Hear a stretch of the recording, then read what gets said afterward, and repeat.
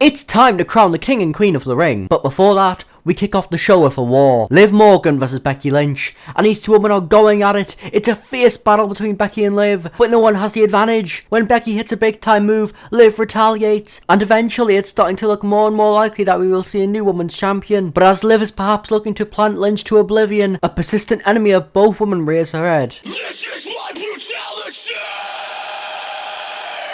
It's Rhea Ripley, but she's nowhere near clear to compete or get physical with Liv even if she wants to. But that wasn't her goal, as thanks to the distraction, Becky nails a manhandle slam onto Liv, and just like that, thanks to Mommy, Lynch retains. And backstage, someone who likes to get dom-dommed is very happy with the one night only appearance. And up next is a triple threat match for the Intercontinental Championship between Sami Zayn, Chad Gable and Bronson Reed. And it's a phenomenal clash between all three athletes, although Bronson Reed is dominating the contest as his size is too much for both men to handle, and due to Gable and Zayn's bitter hatred towards each other, they end up weakening each other to the point where Gable can't pick up the bigger man, and they realise this as they start ganging up on Big Boy Bronson. Gable even tries to force Tozawa and Otis to get involved and assist him, although only Tozawa ends up doing this. But in the end, Gable has Bronson stunned in the corner and nails the biggest O'Connor roll he's ever connected, but he took himself out, and Zayn takes advantage of this and nails a haluva kick onto Bronson Reed to pick up the win. It's heartbreak for Gable, who once again loses at the last hurdle. And with Zayn picking up the win, Alpha Academy's downfall continues. But up next is Gunter's attempt to rise up the ranks in the King of the Ring tournament after he picked up the win against Jey Uso to get to the finals, as he has to take on none other than Randy Orton, who defeated Tama Tonga the night prior. And with Orton already going into the match less than 100%, Gunter tears the Viper apart. And due to the Ring General being, well, the Ring General, every time Orton tries to get a comeback into the match, Gunter shuts it down. But one thing he can't avoid is the three most dangerous letters in professional wrestling. Are we going to see Gunter lose at the last hurdle just like Chad Gable? No!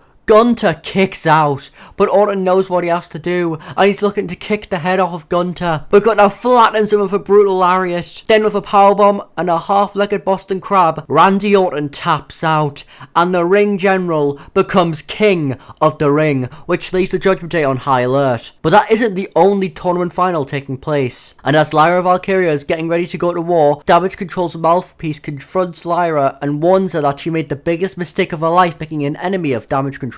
But before we can crown a queen, there is a women's tag team championship match between the champions Bianca Belair and Jade Cargill against the challengers Shayna Baszler and Zoe Stark. And with the words of encouragement from Sonya Deville, it's a very competitive contest between all four women, but especially Shayna Baszler, who is actually dominating Bianca Belair. However, one woman she can't dominate is Jade Cargill, as she gets tagged in and runs rampant and eventually plants Zoe Stark with Jaded, and the champs retain. But immediately after the match, Damage Control begin brawling with the dynamic duo, and the brawl eventually makes it backstage as the Queen of the Ring Finals immediately follows it, with Lyra Valkyria taking on Nia Jax, who just managed to overcome Belair thanks to Baszler distracting her. And it's a David vs Goliath style match as Nia is throwing Lyra around, but Lyra's determination is unmatched. She continues to fight even when it doesn't seem like she has much of a chance, and her chances at becoming queen become even slimmer as Damage Control make their way towards the ring. But as they do this, Belair and Cargill come back out and brawl, but they're outnumbered. Dakota Kai and Io Sky continue making their way towards the ring, but then Bayley and Becky Lynch come out to fend off the rest of Damage Control,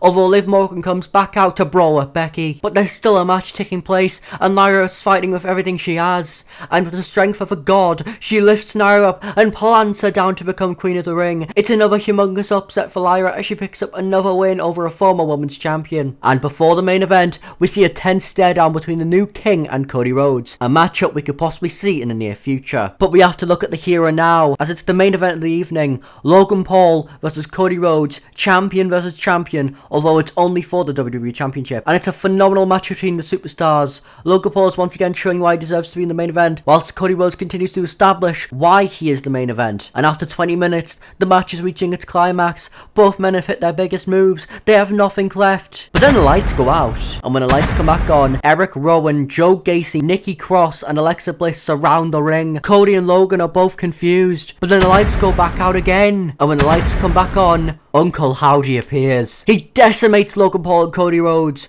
But that's not all, as on the top of the ramp, Eric Rowan and Dexter Lumis hold the carcasses of Jey Uso and LA Knight, and with a dark cloud hanging over the air, the show goes off the air. And if you like this video, I think this might interest you.